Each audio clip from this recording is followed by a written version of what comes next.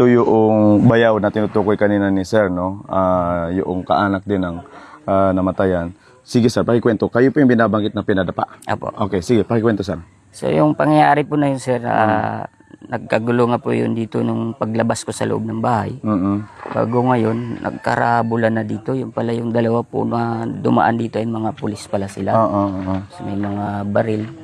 Eh ngayon, that time na oras na yun na dito ako sa tricycle ko, chinik ko ngayong... Saan yung tricycle mo banda? Dito po. Ito. Tapos saan tricycle mo nakaposisyon? Dito po yan. Dito sa kabila? Doon sa... Dito. Oo. Bali pa ganun ano niya. Tapos? Bago ngayon, kala ko may damage to dahil na nagkaragulo sila dito.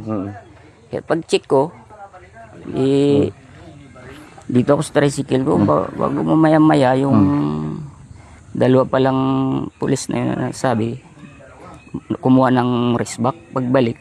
Yun na yung pagbalik, dito pa ako. Ako yung... Okay, so yung tinutukoy mo no na nagkaragulo, wala pa po yun yung barilan. Oo, wala o bali, ang nagsuntukan or nagrambol saan banda? Dito sir? dito po, pag ano. Saan banda? Gano'n sa motor mo? O sa Irawan ano? Diyan po. Diyan. Dito sa may, ito to? Yan, Dito? doon po sa likod niyan. Sa likod, dito nagrambulan. Apo. Nung nagrambulan po, mga ilan sila sir kung napansin po ninyo? Marami po eh.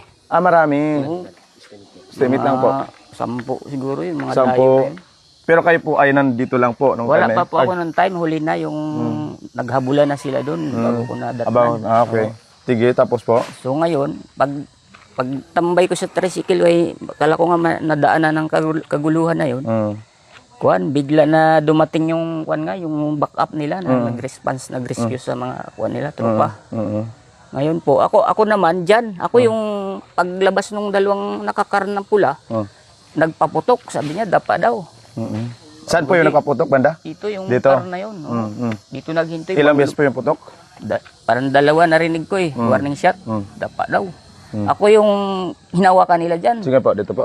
Dito po. Hinawakan ka dito? Hinawakan po ako dito banda. Yan, dito.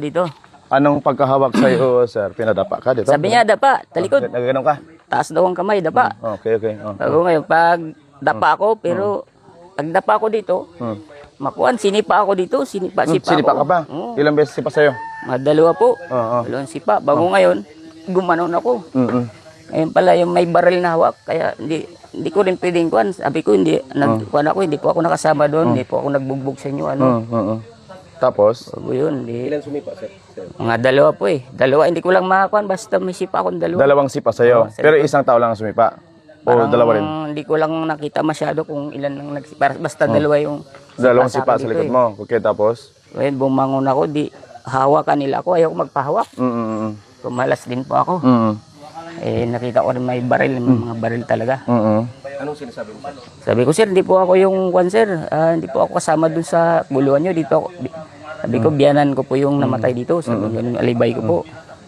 Bago ngayon, hawakan talaga nila ako, pupusasan daw. Di ngayon, nag-aklas ako, yung damit ko, hinawi nila. Hanggang umaklas ako, hanggang nakabitaw ako, hindi nakahubad nila ako. Pero may mga tao pa dito, sir? Marami pong mga nakatayo po dito. Bago ngayon, yung damit ko, yun ang pinilit ko na makatakbo lang ako na kwan. So yung binabanggit na dumiretso ka doon? Oo, sa loob tapos ng bahay. umakyat ka pa? Doon ako na. Yung iniisip ko yung mga bata doon na gulo-gulo na doon sa taas, na-rattle na rin ba? Pero sir, yung parang bumubugbog sa'yo dito, lasing po ba? Nakainom po yun eh. Sila. Ano mong naano po? Parang ang nakasanlo lang bago parang yung nakapulay, parang nakita ko. Parang groggy na? Parang umaga Hindi na? naman. Parang talagang nakainom talaga sa tingin ko. Okay. Bago yun, tumakbo ako sa loob. Tumago na ako sa mga anak ko nga rin doon sa taas. Bago yun. Yun yung umakyat ka sa Kisame? Hindi na ako Pwedeng nakita. pa-describe sir kung saan ba na yung binabanggit mo umakyat ka sa Kisame para mapagkita lang natin sa ating mga kabrigada. So ito yung binabanggit, umakyat. Sige sir. Umakyat po ako dyan sa loob kasi mga anak ko doon sa taas. So doon ka umakyat, ayan. Tapos? Bago doon, yung anak ko, kinuhan ko ay natatakot nga yung anak ko. Sabi ko, dapa ka lang. Ganun. Hindi na ako naglabas. Eh, sila bayaw pala. Dito yung, yun pala yung suspect na. Yung nakasalubog na dito, ha? Oo, yun ang kinuha na naman nila. Wala na ako. Wala na ako. Doon na po ako. Hindi na ako nahanap. Bago yun, pag... Yun na nga, yun na. Marinig ko, nagputok ka na doon sa kontra. Kabila. Oo. Pero punta ka sa kabila, hindi mo nasilip doon sa taas? Wala po. Hindi mo nakita? Wala. Okay.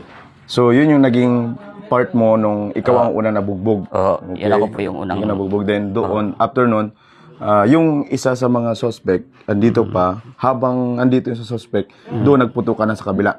Narinig ko na lang po yung doon na nakapahinga ako doon. Saan ka na nun, sir? Doon sa may, doon sa may saig-saig na yun, no? Kasi maraming bata po yan dyan na natakot. Grabe yung trauma nila. Oo, trauma. Di anong action ng mga bata, nag-ireakan sila? Oo, iyak ka. Sabi ko, dapa lang kayo, dapa. Sabi ko, yun nga. Kaya yung bago narinig ko na lang may putukan na inalughog nila yung Bucor dyan sa kabila, si sir.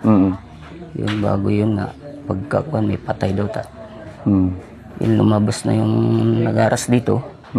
Pinunta niya yung mga kasama niya, yun patay daw. Kaya galit na rin siguro. Kaya yun ang mga kuan ko.